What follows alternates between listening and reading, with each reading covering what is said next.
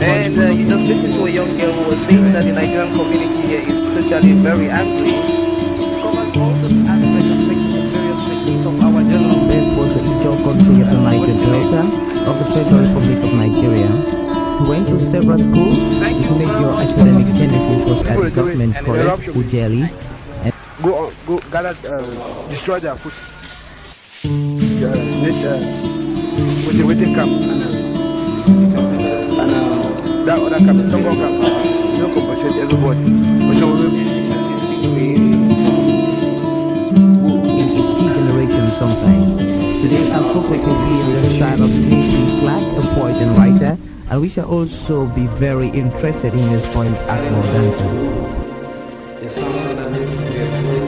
Some lives are meaningful, some are empty. There are lives that are meaningful, with too much meaning and riches to offer humankind.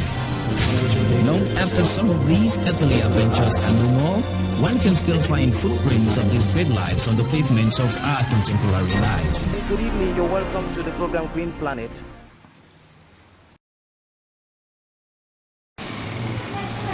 Good day, and thank you very much for talking to the Copenhagen Consensus for HIV AIDS for Sub-Saharan Africa. What are your names, sir? Thank you very much for having me. My name is Dr. John Ndukwe. Yes, Assistant Dr. Edwin Ayuk Tambe. And you have behind us medical students from the University of Mbongaya. You have here, I call him popular Mr. Derek, and Madame Ananga. Now, how would you situate HIV AIDS in Cameroon today?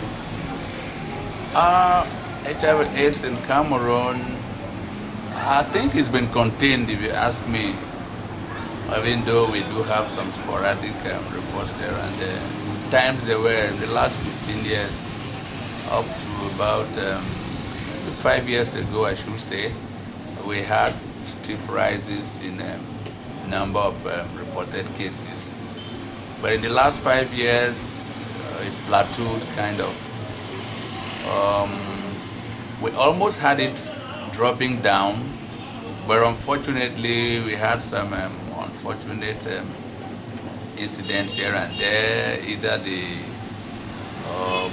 CD4 count machine is not functioning well, drugs were not coming as regularly as they used to be. So we had a kind of rise, but that has been addressed now. In the last week or so, we've had a CD4 count machine reinstalled in the treatment center. After 30 years that HIV AIDS was identified by the Center for Disease Control, would you say prevention as a strategy has worked? Prevention as a strategy, I think yes, but a lot more still needs to be done because we still have prevalence of ignorance, which now tends to dent the preventive abilities and preventive measures. Prevention will really work, more importantly, if accompanied with a lot of education and ignorance taken out of the minds of most of our citizens. You've been working in the field for a long time, in this field related to HIV AIDS. That's right. What has been your activity so far, if you may list them? Activities in what sphere? Have you been outreaching? Have you been receiving patients? Have you been doing advocacy, care, and almost all, if you ask me, yes, almost all. Initially, we were more concerned with trying to enlighten the citizenry. I'm talking about in the early 90s, principally, when we started seeing cases, HIV cases. We're more concerned with enlightening people and alerting them of the dangers of what we were seeing at the time. Of course, we were seeing and managing them. Then, literally, we were groping in the dark. We didn't have so much information, what to do. We were managing the patients conservatively. Some 15 years or so ago, say 1995, we started having some breakthroughs, pills started appearing. advices, published, procedures and protocols started coming our way, and we started implying all of those, and they've worked. So we have basically been seeing patients, advising them, educating them, trying to give them ideas on what to do in their spare times, social behaviors, family behaviors, and so on and so forth. Now, the majority of your patients you receive, do they come to the hospital just for HIV AIDS, or it's based on opportunistic diseases? How would you situate the number of people that you treat? Well, you see, having been there for about close to 20 years or so now, sometimes I can say 70% of the cases you can even make diagnosis in your mind before even you actually confirm with a laboratory, diagnosis. Many will come with disease, HIV-related kind of ailments, and some will really come for other things, and you just look at the patient closely and you decide to see if the patient is really free or has contracted the ailment. You counsel the patient there and then, explain what you want to do, how you want to go about it, and most times they will oblige. Ask you, okay, doctor, if that's what you think is important, go ahead. And you go ahead and do that, and you find out that they are positive, most of the cases, and they become one of your patients. You start following from then onwards. Where do you place stigma in the whole drama? Do you think it's still a major issue? It is in the minds of some people. Initially, it was a very big problem. It no longer is. Because right now, patients come to us or even go to the treatment centers to collect medications. They queue up, they sit with other patients, they relate with them, knowing why they are there and knowing why the other patients are there. In those days, it was very difficult. You could hardly see any patient walk with head high to go to the treatment center to collect medication. Right now, stigma is still a problem, but not as serious a problem as it used to be some 10 years or more ago. Now, maybe I should ask your assistant one question. No, go ahead. Dr. Tambe, what do you think can be done to drastically reduce the number of HIV patients in Cameroon or Sub-Saharan Africa? Do you think there are cultural practices that influence the numbers, or you think it's some kind of structural lapses? Well, if you say to reduce the number of patients, actually, as for now, we don't have a definite treatment for that disease. To prevent, yes, that we have a long way to go in terms of the cultural practice. One, going to the village to actually make the people to understand why you need to be protected. Any premarital sex has to be protected. Before you get married, actually come for proper counseling and testing. And the other way actually to alleviate the condition of the patient is like making the other reagent needed, other things needed after for the management of those who are already sick, like treatment, let's say for the reagent for the confirmatory test, the workup test, and availability of the drugs, and notwithstanding the CD4 count machine. That has been a very big problem all this while in this region. Very big problem. I also hear treatment is generally centralized. Is that not a problem? Judging from the fact that if it has to be centralized, then stigmatization is most possible, because anybody who goes to the centralized unit, the accident speaks for itself. What do you think about that? Can I come in here? That aspect is very important, really. As a matter of fact, I have been particularly in the forefront in advocating for decentralization of the treatment centers. We have situations where some few patients, quite, I should say, quote unquote, prominent or famous persons in town may not necessarily want to be seen moving around in the treatment center, trying to harvest their medications. Such persons could be given the benefit of the doubt, asked to come on a private consultation, and medications given. It should not be deprived, the medication by insisting that, or you must go there. And if you must go to the treatment center, if the person doesn't go there, the danger of spreading in the wider society is there.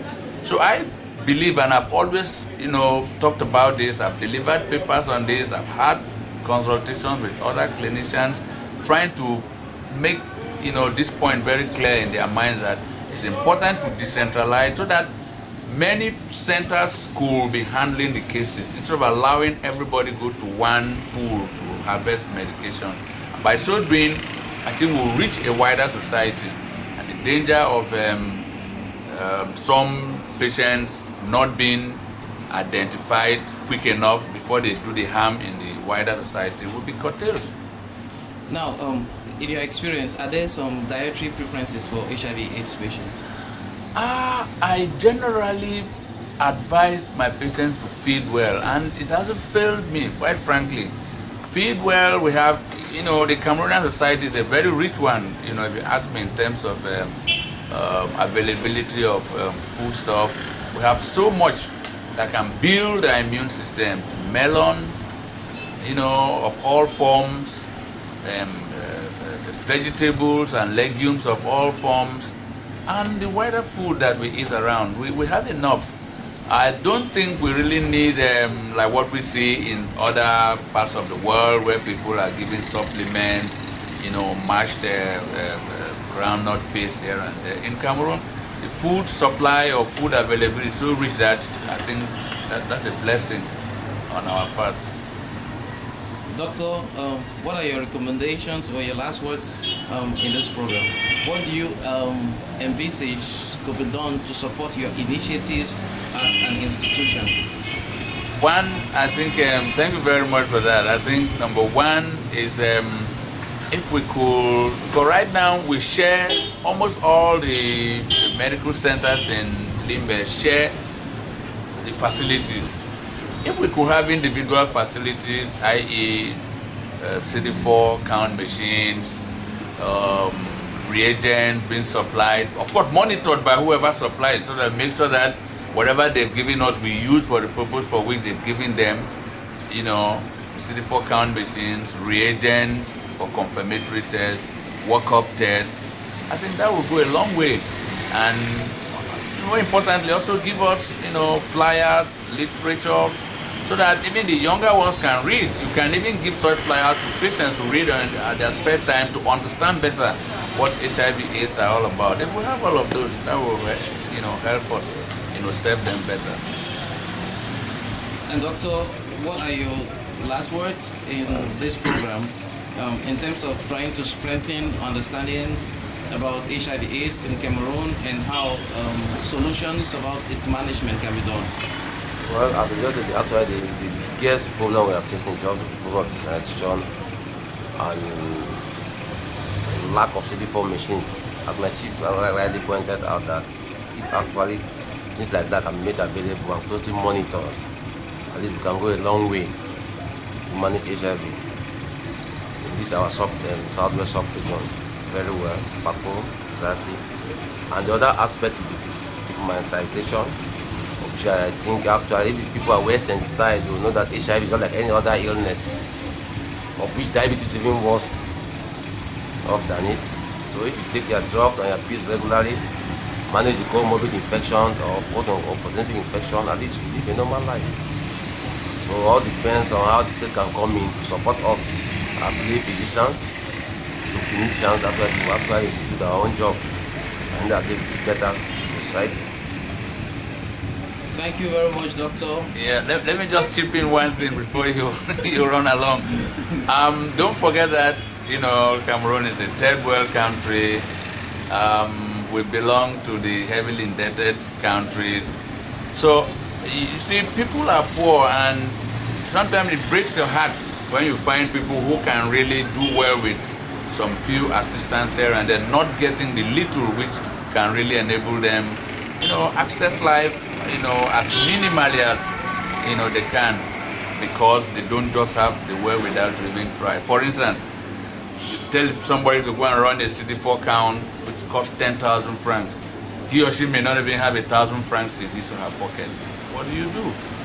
Or you tell somebody, oh, you have to go and run a workup test, which will cost about maybe 20,000 francs. He doesn't have 1,000 francs in his pocket. So these things are things which poverty has, thrown so many people into some confusion. So if you have access to some of these facilities, I think it will go a long way to helping us help the patients better. Thank you very much indeed for talking to the Copenhagen Consensus on HIV AIDS for Africa and to the African Center for Community and Development. And I wish you the best and good luck in all your activities. And I also hope that through the venue of this program, your wonderful contributions to humanity and to the society shall reach out to the millions that are going to be watching you. Thank you for having us. Thank you. Thank you very much. Thank you very much, Doctor. Thank you. Thank you for watching People, Places and Events. Thank Arrey Ivo. Thank you very much. And you just listened to a young girl who was saying that the Nigerian community here is totally very angry. She covers all the aspects of taking the various victims of our general. This was the Ijo country of the Niger Delta of the Federal Republic of Nigeria. He went to several schools. His major academic genesis was at the government college, Ujeli. Go gather, destroy their food. With the camp and that other camp, Tongo camp, no compensate everybody. In its